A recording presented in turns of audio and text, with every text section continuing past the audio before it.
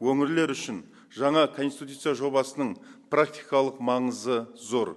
Құжатта әкімдіктер күнделікті жұмыс барысында бетпе-бет келетін мәселелер қамтылған. Бұл су мен жер ресурстарын тиімді пайдалану, экологиялық жағдай, әлеуметтік қорғау, білім беру, аймақтардың тұрақты дамуын қамтамасыз ету. Конституция жобасы біз үшін ең алдымен шешімдер қалай қабылданатыны, оның жүзеге асырылуына мемлекет қандай жауапкершілік алатынын айқындайды.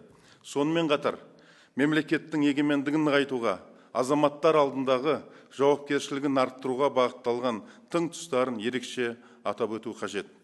Маңызды құжатта әсіресе экологиялық қауіпсіздік мәселелеріне айрықша мән берілген. Қызылорда облысы үшін бұл нормалардың маңызы өте зор. Аралды құтқару барша адамзат үшін әлі де өте өзекті міндет. Арал теңізінің тағдыры ауыр сабақ. Оның салдарын бүгінгі күнге дейін сезініп келеміз.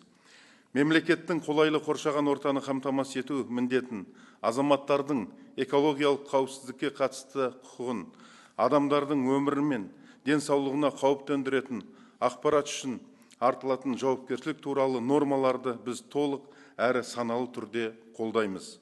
Бұл біздің өңір үшін тек жалпылама айтылған ұранды сөз емес, болашақ үшін маңызды айрықша құқықтық кепіл болып табылады.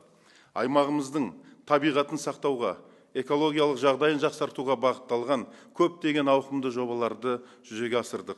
Алдымызда әлі де атқарылуға тиісті жұмыстар аз емес. Жаңа конституция жобасының маңызды бағыттарының бірі мемлекеттің әлеуметтік жауапкершілігін күшейту.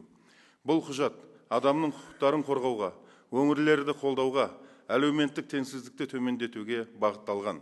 Атап айтқанда, ауылдық аумақтардың дамуына, жұмыс орындарын құруға, инфрақұрылымды жаңғыртуға, қолжетімді әлеуметтік қызметтерді жүйелі түрде іске асыруға, халық алдындағы міндеттемелерді толық орындауға мүмкіндік береді.